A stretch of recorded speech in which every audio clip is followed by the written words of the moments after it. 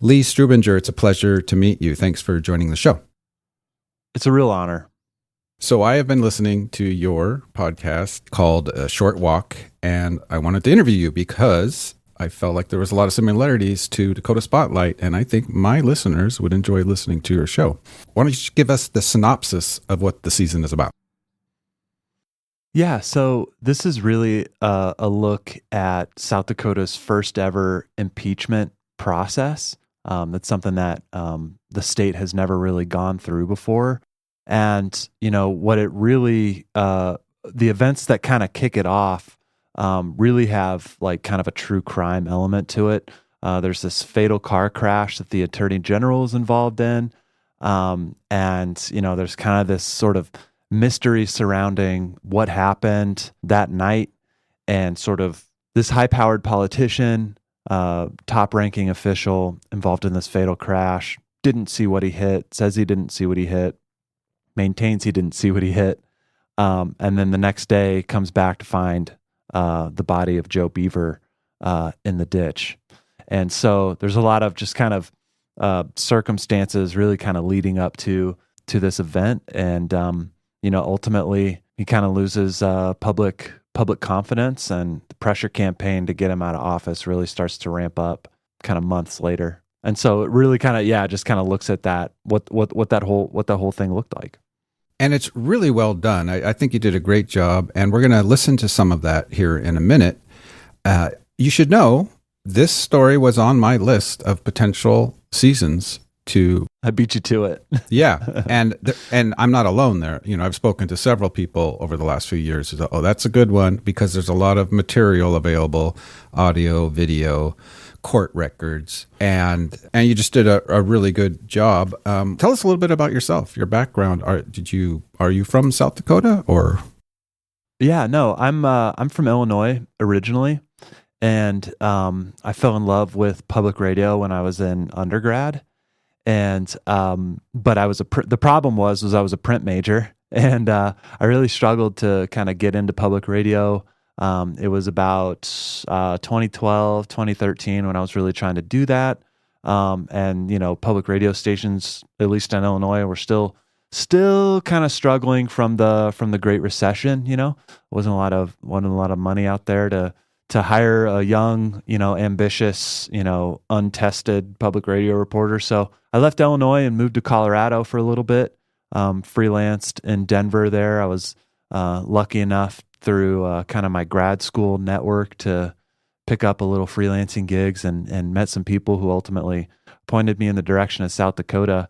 And that was about 8 years ago. And I've been here ever since. I've been covering state government, and doing that work.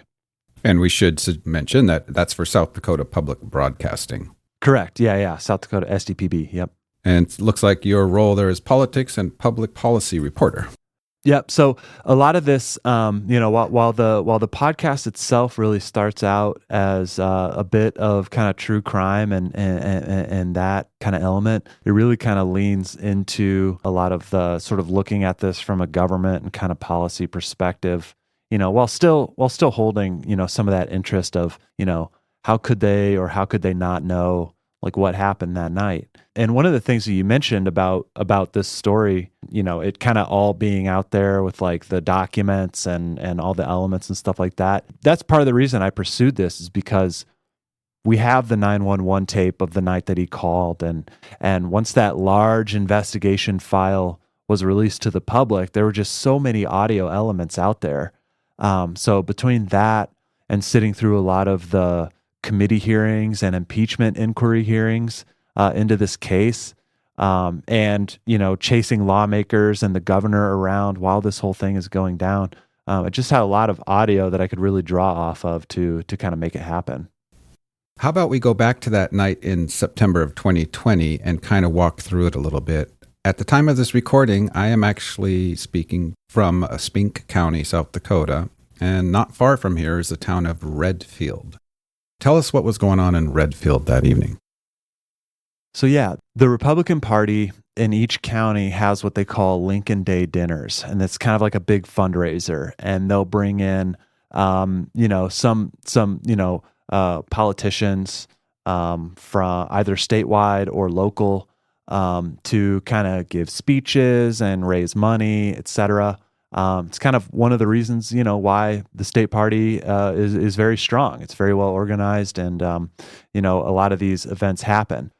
They typically happen in the spring, but because of the COVID-19 pandemic really starting in earnest, they were occurring in the fall instead. So that was kind of like a unique and sort of different circumstance in this particular case. And so Jason Ravnsborg, the attorney general at the time, built his name recognition, his political career from going to every single county in the state and meeting with county party officials who would be at something like the Lincoln Day dinner. And that sort of track record, that formula, is something that we explore in a later episode. And so he's at this Lincoln Day dinner. U.S. Senator Mike Rounds is there. State Senator, now School and Public Lands Commissioner Brock Greenfield was there because I believe he was representing that district at the time. And so just kind of your typical average Lincoln Day dinner in Speake County at the bar and grill called Roosters there in Redfield. And so he ends up leaving that restaurant, I think around like 9 p.m. He's got a roughly 2-hour drive back to the state capitol, Pierre. And when he is driving through the town of Highmore, he sits, he looks at his gas meter and he decides, tries to decide whether or not he should get gas. He decides to keep going. And kind of as he's accelerating out of the town of Highmore, he hits the 65 mile per hour sort of speed limit, if you will. He then accelerates, and that's when he hits and kills Joe Boever outside of that house, or outside of town limits, about a quarter mile outside of town. And we'll never really know why Joe Boever was walking along the side of the road. His truck was in the ditch a little ways outside of town. He kind of ran off the road earlier that day and struck one of those large hay bales that kind of sit in the ditch when they sort of mow those ditches up. And it kind of bent his bumper. He wasn't really able to drive his truck, and it was getting dark. So he and his cousin Victor decided to fix that up in the morning. His cousin was not with him, correct? So his cousin was with him when they were trying to fix the bumper, but they kind of decided to give up as the sun was going down. Victor dropped Joe off at his house, said Joe was looking kind of tired, so he left him there, and Victor went back to his house, and then for some reason Joe got up and presumably walked out to his truck for something. The crash investigation says that he had his rolling tobacco and his depression medication was still in the truck, but he was walking back towards the town of Highmore, so it's not entirely clear what was going on there. And that's, really the events that kind of kicked it all off. So let's tell folks about what the Attorney General said happened, or what he did immediately after striking, as he said, striking something. Yeah, so a few seconds after the crash, about 40 seconds or so, he stops his vehicle and he calls 911. And a lot of people think that was kind of like weird, like why would you call 911? But when you take a look at his vehicle, it is not really drivable. It would run, but you would not want to be driving this vehicle. So he calls 911 and he says, "Hello, 911. This is Allie. How can I help you?" Allie, Allie, I'm the Attorney General, and I don't know, I hit something. You hit something. By Highmore. And it's not until later that the 911 operator says, well, what did you hit? Do you think it was a deer? And he's like, I don't know. It could be. Highmore, it was in the middle of the road. It was right in the roadway. And so he maintains that he hit something in the lane of travel. But then, not to give away too much, but the crash investigation revealed that it did not happen in the roadway, and it actually happened on the shoulder of the road. And so that's kind of where a lot of that sort of like what was happening here, the kind of questions really started to surround Jason Ravnsborg and what he was doing that night. And I would like to mention to my listeners right now that if you listen to the Mandan murders, you will probably recognize a voice in this podcast if you listen to Short Walk. And that would be Joe Ahrens. Joe Ahrens was the lead investigator in the RJR quadruple homicide in Mandan. And we heard him a lot in season 9, the Mandan murders. And you might be wondering why a North Dakota investigator would be investigating in South Dakota. Lee, could you explain that to us? This gets a little bit into kind of the way the state's government is kind of structured. So you have the highway patrol, which is, the troopers that, kind of pull us over and monitor the interstates and highways, et cetera. They do crash reconstruction. And we also have what's called the Division of Criminal Investigation. That will be kind of the law enforcement officers who interrogate individuals about certain crimes. Those two entities fall under different branches of the state government. The Highway Patrol is under the Department of Public Safety, which is under the governor's office. The Division of Criminal Investigation is under the Attorney General's office. And so, 2 days after this crash, the Governor Kristi Noem, called a press conference to say, we're going to bring in North Dakota investigators to investigate this because the head of the Division of Criminal Investigation is appointed by the Attorney General. So there's obvious conflicts of interest there. So the governor brings in Joe Ahrens and Arnie Rummel, some investigators from North Dakota, down to really kind of push this investigation and sort of look into what happens. And, we didn't really get a sense of what that looked like and who those two officers were, those two investigators were, until, months later when, the governor releases those interrogation videos that they did of the Attorney General, which had, obvious ramifications and were incredibly newsworthy, et cetera, which is also where a lot of the audio for this podcast comes from, right? So what did the Attorney General do in the following days? I believe he also put out a press release at some point. Yeah, he put out a couple press releases. Basically, he was saying that there was a lot of innuendo and rumors floating around about this incident. I mean, South Dakota is a small state. The political class is even smaller, and people talk, right? That's one of the reasons why I'm incredibly confident we know that he was not drinking that night. Breathalyzers and drug tests and alcohol tests sort of prove that his system was clean. Nobody saw him drinking that night. So anybody who's kind of wondering whether or not this was a drunk driving accident, I'm fairly confident that we would know if that were the case. With that small, I guess, political population, if you will, a lot of things were swirling around, and he wanted to sort of put water on that and cool that down because he was like, we're going to let the investigation run out, and then, we'll make statements, et cetera. Thought I hit something that was likely to be a deer, and, right in the roadway. I stopped immediately to check things out, didn't see what I hit, et cetera. And then, he just kind of went radio silent there sort of after that to kind of respect the investigation. Maybe we should rewind real quick. People are wondering how they actually discovered the body. Once they couldn't find whatever it was that Ravnsborg had hit, because it was going to take an hour for the tow truck driver to get out there to load it up and then an hour to go back to Pierre, the Hyde County Sheriff, Mike Volek, actually lent Ravnsborg his personal vehicle. And so Ravnsborg was able to kind of drive home shortly after that accident. The idea would be that Ravnsborg would return the car the next morning. And that's when they discovered the body. They drive back to Highmore. He fills up the sheriff's vehicle. The sheriff lives pretty close to where the crash actually took place. And so they were doubling back out of Highmore, so heading towards Pierre again. But just outside of town limits where the crash happened, there was some debris.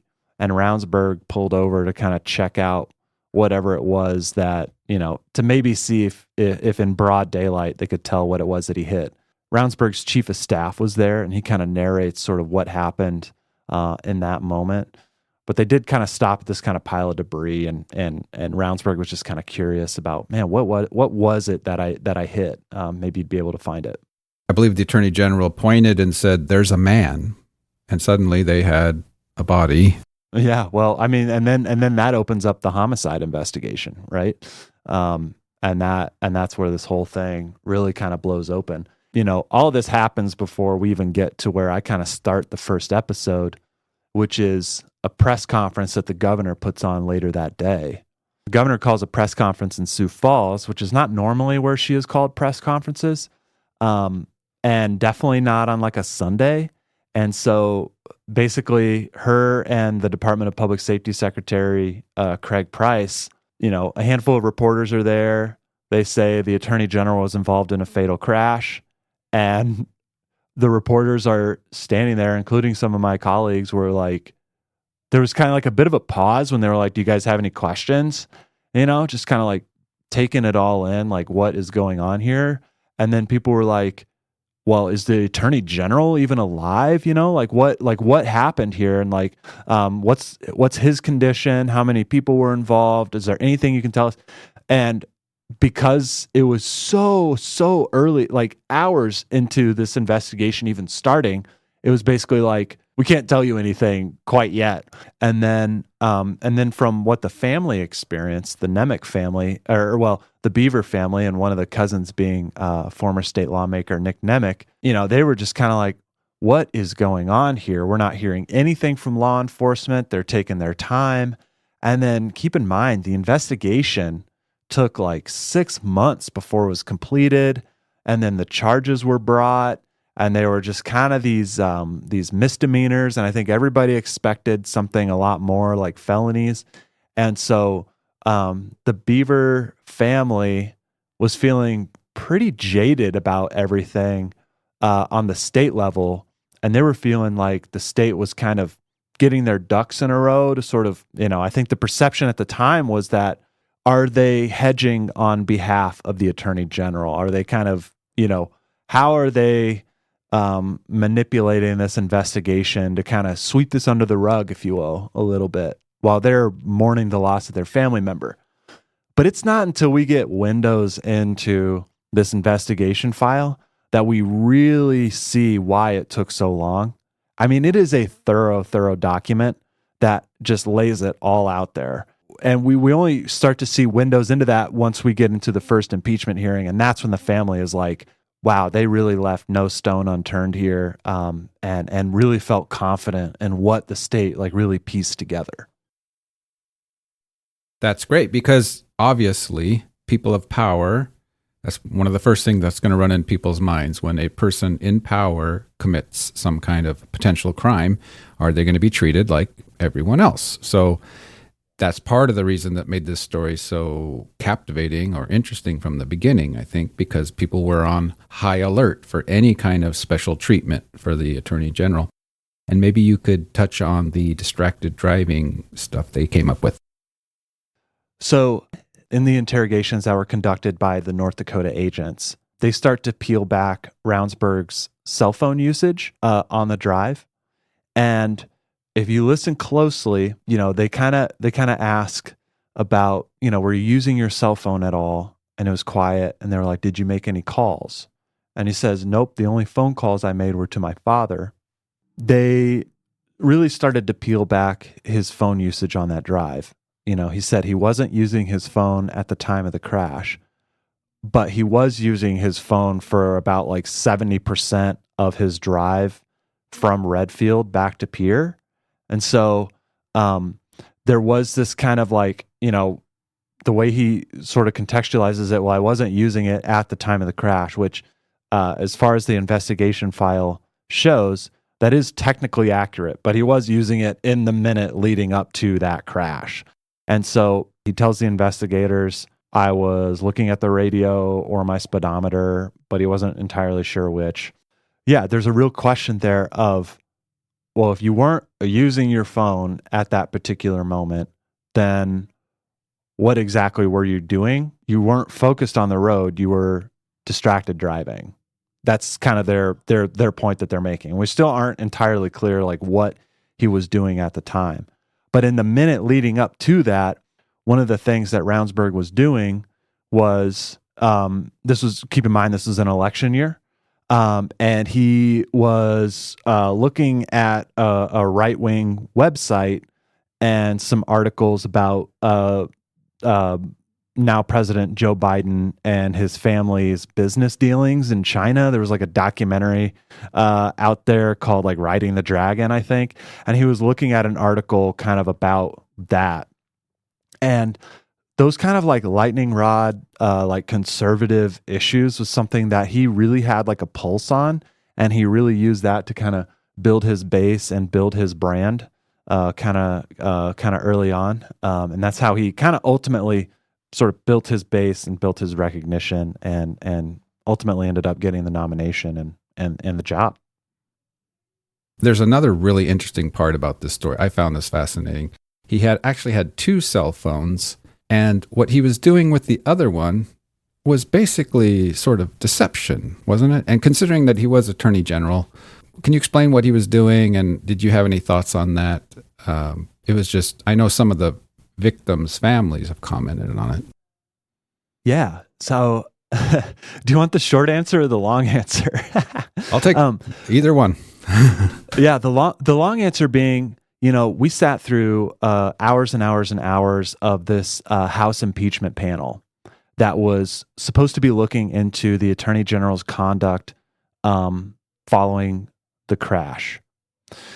And sort of what came out of the House impeachment panel was a recommendation to not impeach.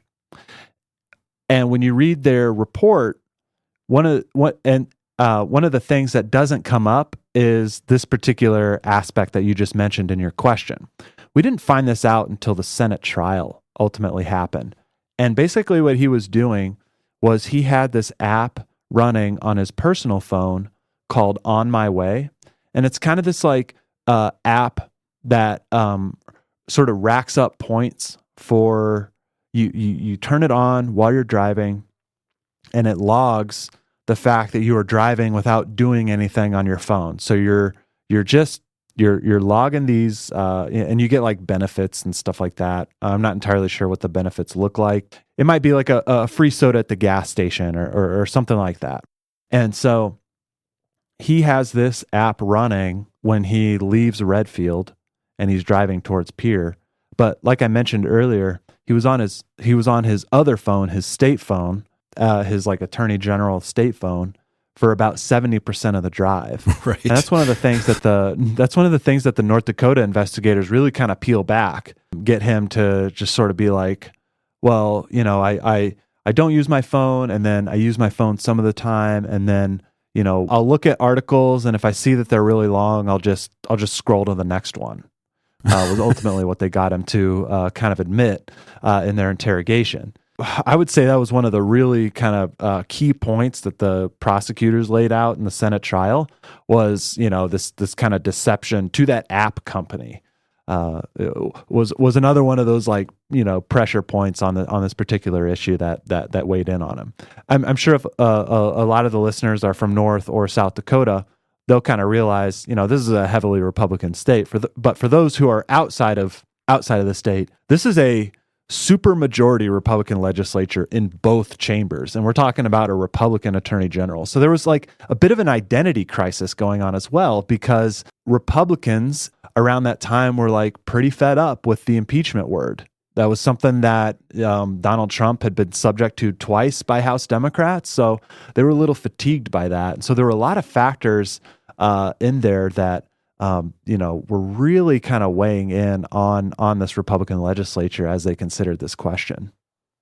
It just does not sound good for the Attorney General, which the common description of that role is, and you can correct me if I don't get this quite right, the highest ranking law enforcement officer or agent in the state, right? Is that a fair way of summing it up? I guess how I've described it and how others have described it is the state's top law enforcement official. And that's actually come up recently too, because he had a disciplinary hearing before our state Supreme Court, and which was kind of brought on by the state bar. And he has maintained that he doesn't view himself as being the state's top law enforcement official. And one of the reasons for that is because he doesn't have the highway patrol underneath him, that's a governor's office designation. And one of the reasons why the Supreme Court sort of questioned him on that and pushed back on that is, he can deputize law enforcement, and he can also deputize like state's attorneys for crimes that occur in counties around the state. Regardless of how he sees it himself, it's not a good look when someone holding that position is basic, that the 2 cell phone thing for me is just, I would say it's embarrassing, actually. You're obviously deceiving someone. You're getting points for not using your phone on your personal phone while he's basically driving with looking at his phone 70% of the time on his work phone. So that was not a good look. And I think it's also worth pointing out too that Ravnsborg was kind of an atypical politician. He had never won an election before becoming the state's top law enforcement official. He ran for office in 2014, ran for a statewide office. He ran for United States Senate in 2014. And it was kind of a pretty packed primary. Now U.S. Senator Mike Rounds, that was his first election to the United States Senate. And so because there were 5 people in that race, he came in 5th out of 5. He got like 2,000 votes, like barely 3%. And so one of the things that he was able to do sort of following that election as he went for attorney general, he was able to say, I'm a former U.S. Senate candidate, right? Which carries a little bit of weight to it. But that's also when he started sort of crafting his kind of style to get elected, which was to visit every county in the state and meet with sheriffs and state's attorneys and county party officials. Yeah, that's not a bad style. I mean, if you want to, people appreciate that, I'm sure. I think they call it the full Grassley in Iowa. Oh, really? Yeah. Could you tell us a little bit about the victim, Joe Boever? You spent some time talking about him, I think an episode, which is what I do on Dakota Spotlight. In my most recent season, I dedicated 2 full episodes to the victims. Granted, there were 4. But what did you learn about Joe, the victim? Yeah, so I really wanted to kind of take a step back and learn more about him, because I was pretty unsatisfied with what I did know about him, which like wasn't much. And I was writing his name over and over and over in stories, and I was like, I need to know like more about this person. And he really died in this kind of violent and very public way. I mean, he ultimately has like no idea that this happened, right? He's kind of like his name is fairly well recognized now, but he was kind of just one of the family members in a public hearing described him as an average Joe. He wasn't a very public person. But one of the things that I came to learn about him was that he was a man who, while yes, he did struggle with depression most of his life, he also, thought very deeply about the meaning of existence, his own existence, the role of society, and how that kind of plays out. And he read a lot of Nietzsche and a lot of like philosophy. He was always checking out books at the local library and things like that. And he was just kind of known as like a pretty intelligent person. He did struggle to hold down jobs. He would, as he dealt with depression, it was kind of hard for him to hold down jobs. One of the things that didn't really make it in the podcast that I kind of mentioned just a little bit was he kind of started just kind of painting houses. He bought enough equipment to sort of, paint houses in Highmore. He ended up painting his own house, which was right next to the county courthouse a little bit. And so he kind of would just do that. It was kind of solitary work. He was able to, work by himself and kind of do that. He worked at the grocery store there in Highmore, and he was, known as a very friendly person and things like that. That's where he met his wife, Jenny. And so yeah, he moved to California for a little bit. That's when he kind of fell in love with gardening. Again, kind of like seems to me like a bit of some solitary work there, just kind of yourself with your own thoughts. And he started cultivating jade plants, which was something that he kind of brought back to South Dakota. Another thing that didn't quite make it into the episode, there was a basically kind of an injunction by the courts once those interrogation videos came out. During that hearing, Nick Nemec, one of Joe Boever's cousins, shows up to that hearing where they're going to put a pause on those proceedings. He brings this massive jade plant and sets it on the desk where you testify before the state committee. And he basically said, like, if Joe liked you, he gave you a jade plant. That was like how he showed you that you were his friend. And so, I thought that was like a really powerful moment that Nick Nemec really brought. Again, I really enjoyed your podcast. I think my listeners will enjoy it. They're similar formats. How can people listen to your podcast? Yeah, so if you just search in your podcast app, Short Walk, at least as I've done on like the Apple Podcast app, it'll pop up. And if that doesn't quite pop up, you can just put SDPB and as in like South Dakota Public Broadcasting, and that should bring it up as well. And I really appreciate that. Of course. I think you can also listen at, I had it up here. Is it sdpb.org/shortwalk? And they'll be kind of up on a website there as well. Well, Lee, thanks so much for joining me. I'm going to play your first episode of Short Walk right now. Have a great day, and thanks for being here. Thank you so much for having me. I really appreciate it.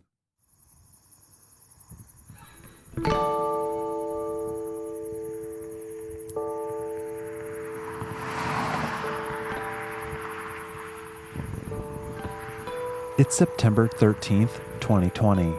South Dakota's Republican Governor Kristi Noem is in Sioux Falls for the final day of a PGA Champions Tour event. What might seem routine now is a big deal at the time. It's just 6 months after the outbreak of the COVID-19 pandemic. With no end in sight, most big events around the world are canceled, except in South Dakota, which openly declares the state open for business. That means many events are still happening, like the Sturgis Motorcycle Rally and even a fireworks display at Mount Rushmore. However, in the midst of moments like these, something happens to challenge the state's party unity, political identity, and the resolve of its public institutions. That September weekend in 2020, Governor Noem calls a last-minute press conference at the Sioux Falls City Hall and is joined by Craig Price, the Secretary of the Department of Public Safety. A handful of reporters show up. It's a Sunday. We ready? In 2020, Governor Noem is frequently offering news conferences to highlight the state's response to the coronavirus. Those are typically during the weekdays and at the state capitol, 2.5 hours away. This press conference is different, feels urgent. Well, good afternoon. Last night at about 10:30 p.m. in Hyde County, the Attorney General was involved in a crash while driving on U.S. Highway 14 just west of Highmore. There was a fatality, and law enforcement is working on identifying the deceased and notifying the family. Noem says the State Highway Patrol will run the investigation, which is standard procedure. Secretary Price will oversee it and report directly to her. Price steps up to the podium and gives a brief statement. South Dakota Highway Patrol routinely investigates fatality crashes across our state, and we will handle this as we would any other fatal crash. If there are any questions, we would be open to any questions you might have. Reporters pause for a moment, taking in the information. The state's Attorney General is involved in a crash that killed someone. One reporter offers up a question, followed by others, and they're all met with a similar answer. Condition of the Attorney General? As with any investigation, there's a lot of questions that we can't answer. That would be one of those questions. How many people are involved? We know that the Attorney General was involved. The rest of it is being investigated, and those details will come out at a later time. Who was in the car? And the side thing of these investigations, there's so many things that you can't comment on specific to that. There's a lot of details that are going to be being run down, as with any fatal crash that's investigated, and that information will be available at a later time. Aspects of the crash? There's no aspects of the crash that I can explain that happened. I can tell you that as far as the response to a fatality crash, we have officers that are responding. We have officers that are highly trained in investigating these types of incidents, and they're the ones that are working the incident. The press conference is brief, but those few moments on that Sunday afternoon are the beginning of a case that challenges the reputation of some of the state's top leaders. I'm Lee Strubinger, and this is SDPB's Short Walk, the impeachment of South Dakota Attorney General Jason Ravnsborg. It's a look at the arc of one political career, the events of a dark night, and the ripple effects.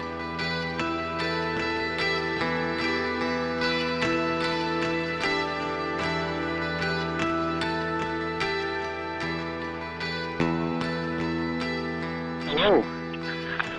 Hi. Can you hear me? Hello. 911, this is Allie. How can I help you?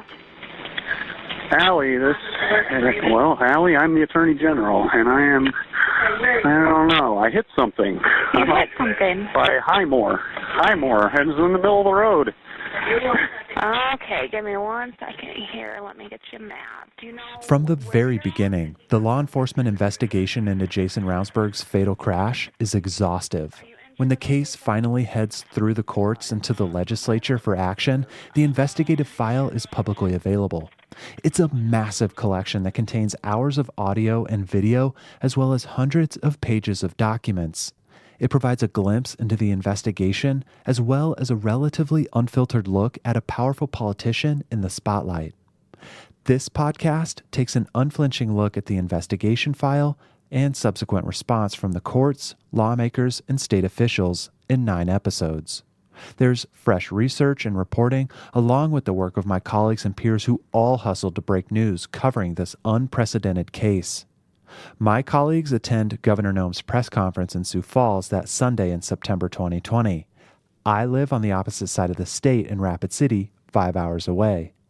My journey with this story starts the following day, Monday morning, when I pick up the phone and call Nick Nemec.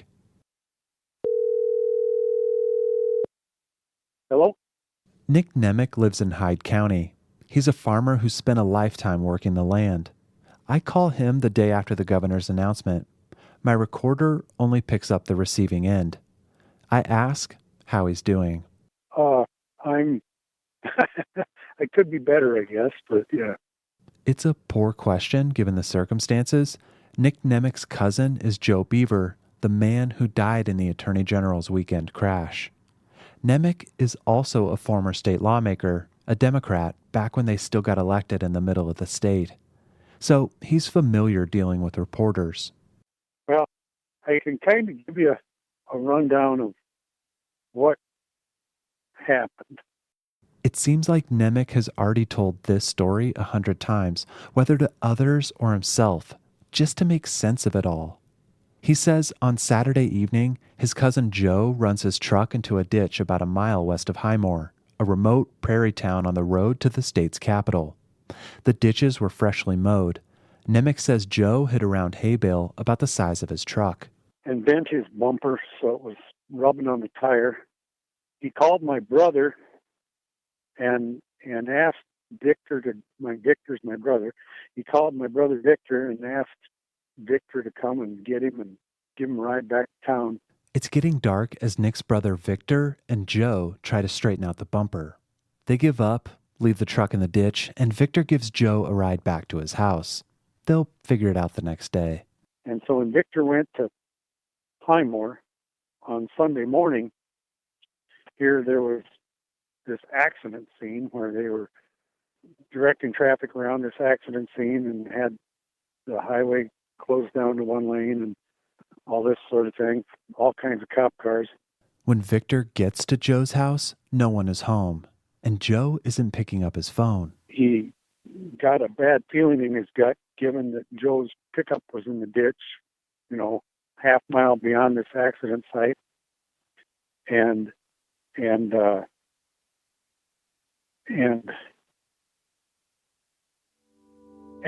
Joe was nowhere to be seen.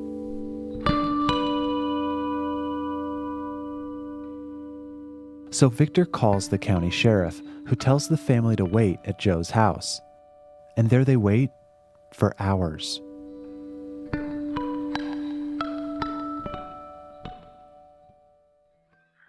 I don't know. I hit something. You hit something. By Highmore. Highmore. It was in the middle of the road. Okay, give me 1 second here. Let me get you a map. Do you know where you're at? I believe I'm by Highmore. I'm right. I can see the town. Okay. I think that's Highmore. East or west? I just went through it. I am west of Highmore. Okay. About a mile, if that. Okay. And this is Scott? Say again? What was your name? Jason. Ravnsborg. Ravnsborg. Perfect. Okay. As a politician, Jason Ravnsborg makes a name for himself attending county Republican events around the state. No Lincoln Day dinner is too far.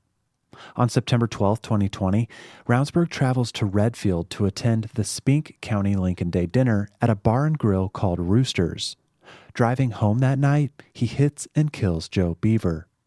In the days that follow the crash, the Attorney General spends hours with North Dakota investigators answering questions about the incident. He describes the event.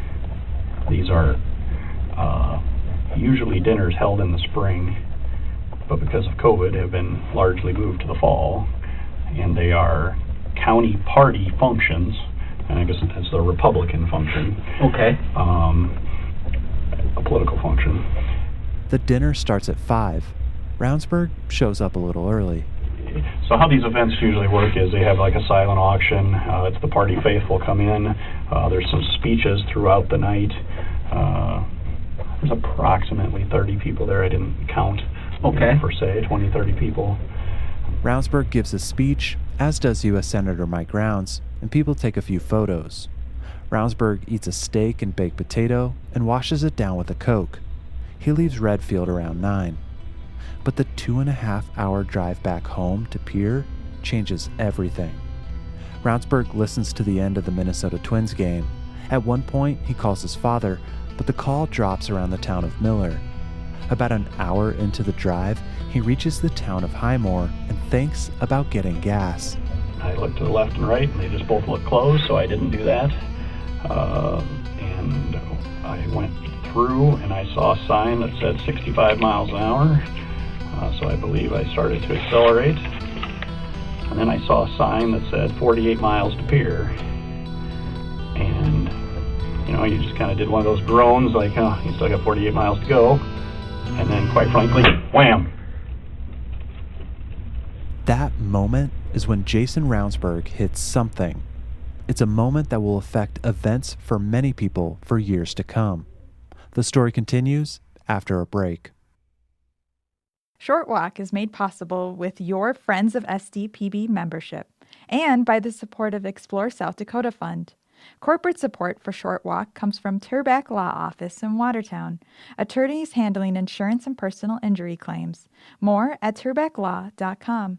For regular updates on all the news around the state, subscribe to the Morning Report, delivered twice a week to your inbox. We also produce a daily news podcast. You can find out more information about both at sdpb.org/news.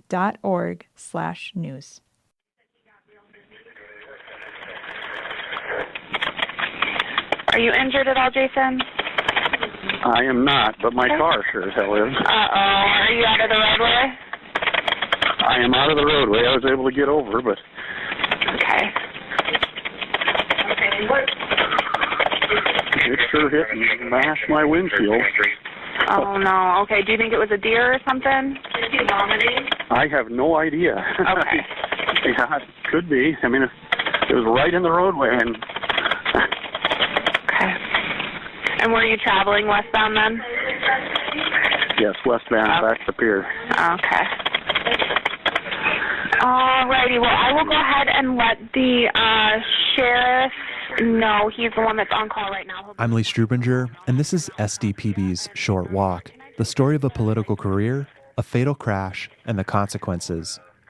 The dispatch operator takes the rest of Attorney General Jason Ravnsborg's driver's license information, and she calls the sheriff. Good. Say, I've got a signal to car versus unknown. The driver is saying he's not sure what he hit, but it smashed his windshield and it did some pretty good damage to his vehicle. He's just west of Highmore. He can see town. I'm getting it mapped right now, but he's going to need you. It's just a heads up. It's Jason Ravnsborg, the AG. Okay. I will. Did you get a hold of the deputy? You are who we have on the board. Hyde County Sheriff Mike Volek is a longtime lawman in the middle of his 6th term in office when he gets the call about a crash near Highmore. The sheriff lives just west of the crash scene and arrives a few minutes later. In the days following the crash, investigators interview Volek. He tells them he finds Ravnsborg next to his car with his cell phone flashlight on, looking in the ditch. All right. And what did he tell you? That he thought he hit something. Okay. Which did he is say pretty what he... apparent, right? Right. Yeah, okay. And I said, through here we have deer accidents constantly. So the two men look for their deer, but they can't find it. Ravnsborg's car is badly damaged and undrivable. It'll take a tow driver an hour to get to the crash scene and another hour to tow the car back to pier. It's close to 11 p.m., and not wanting to keep the Attorney General waiting, Sheriff Volek lends Ravnsborg his personal vehicle to continue the drive home. Ravnsborg leaves the scene. But something bothers Volek. Based on the damage to the car, the deer must be nearby. He returns to the scene and sees something illuminated in the grass. You had mentioned that you saw a light glowing? Yes. Okay. Did you ever go check that light out? I looked at it and it looked like a light bulb out of the car. Uh-huh. But I didn't go down and pick it up. Uh-huh. Okay. It's like, I wish I'd taken a picture of it. And it was on, though? It was on. Okay. Have you ever seen that before? No. Okay. No. Volek tells investigators he's about 5 feet from a light in the ditch, but his curiosity ends there, and he does not investigate it further. According to the crash investigation report, Beaver carries a flashlight as he walks along the road that evening. According to diagrams of the scene, both Volek and Ravnsborg would have walked past Beaver's body that night.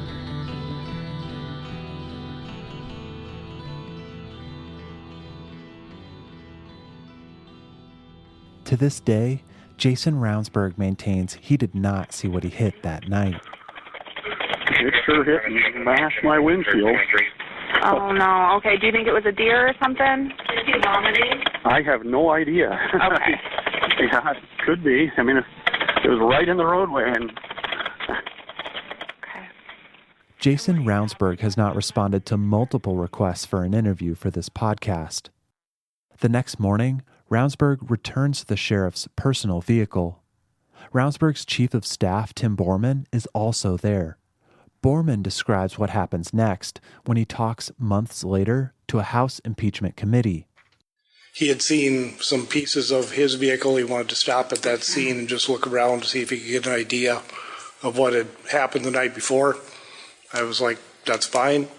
Followed him to that site. He pulled in. There was a large piece of undercarriage from the car on the shoulder of the road, and I parked a couple of car lengths or so behind. He got out of his vehicle. He started walking west. I got out of mine, started walking to the east. I was looking at glass and other bits and pieces that were along the roadway. And that's when Ravnsborg discovers Joe Boever's body, which has been lying along Highway 14 for roughly 10 hours. He called my name. I turned and looked at him. He was motioning towards the ditch with one hand saying, "There's a man." I went over and to where he was motioning and looked, and I saw Mr. Boever's body in the ditch. Here's Sheriff Volek at the scene moments later, calling in the discovery. Public Safety Dispatch, this is Mike. Hey, Mike. I need a DCI agent and eyelid Coleman over here. Okay. And what do you got going on? Well, I have a dead body in the ditch. Okay. Days later, Ravnsborg speculates with investigators about what he could have hit. I can see how you say I should have seen him, but I didn't see him. And I'm just doing it from a logical... I did not see him. That's what I'm just saying. It's from a logical perspective, and that's what we're talking about all along here. We from a logical perspective, if you went by that, I don't know. I'm looking, I would have seen that.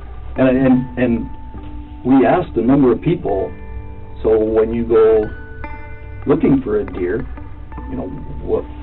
I scanned into the ditch and walking back towards my car, but I did not see him. Again, neither did Sheriff Volick, who speaks with investigators days after the crash.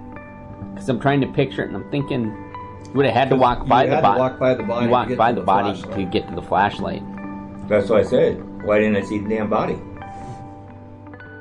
Ravnsborg says he did not drink the night of the crash. Security footage, first-hand accounts, and a toxicology test taken the next day back up the claim. He tells investigators he might have been looking at his radio or the speedometer when he struck Beaver, but he's not sure which.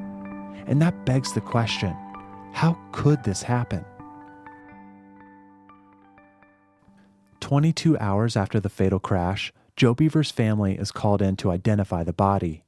When I talk with Beaver's cousin, Nick Nemec, the Monday after the crash, it's clear he is frustrated. I want to know why it took them 22 hours to call the family to identify the body. I want to know why it took them 10 hours from when the family told them who the dead man was for them to call us to come and identify the body. Nemec says even after the family tells investigators that Joe Beaver is missing, the information trickles in slowly. We want answers just why it's taken so long for authorities to get their ducks in a row, which is, and it sounds like that's what they're trying to do is get their ducks in a row, and it stinks.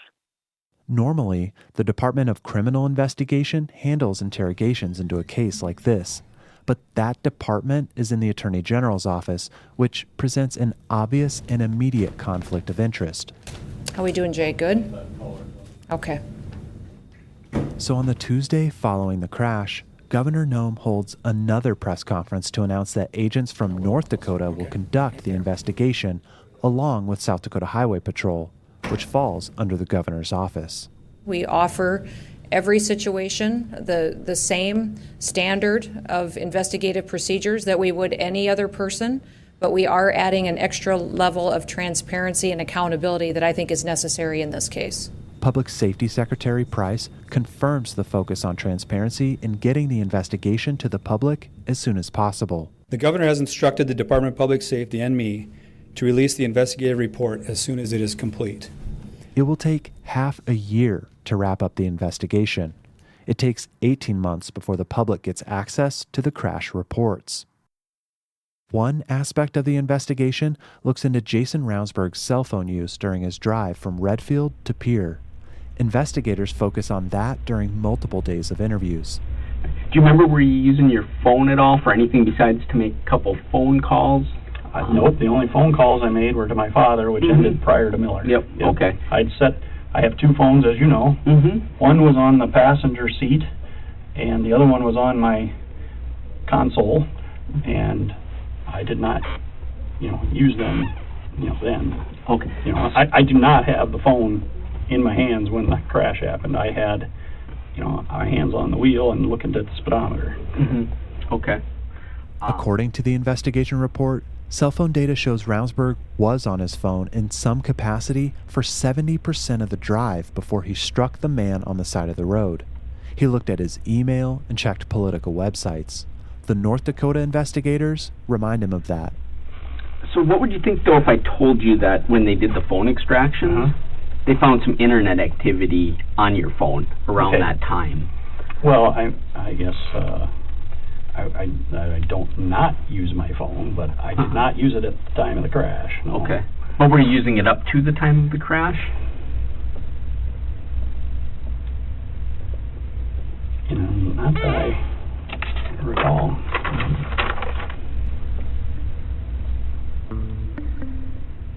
But Ravnsborg is using his state phone in the minute leading up to the crash. According to cell phone data, he looks at a right-wing website and an article about Joe Biden's family business dealings. He stops using his phone as he drives through the city limits of Highmore. Seconds later, Ravnsborg will call 911. For years, Jason Ravnsborg has tracked high-profile conservative issues, presenting them at majority Republican events across the state. That's how he lays the groundwork with folks who will help nominate him, a man who has never won an election before, to become the most powerful law enforcement official in the state. And so it was easier for him to come in and offer a few facts and some less than facts that he gleaned off of the internet and get Republicans to nod and smile and say, yeah, wow, you're really intelligent. You ought to be in the White House for Pete's sake. That's next time on Short Walk.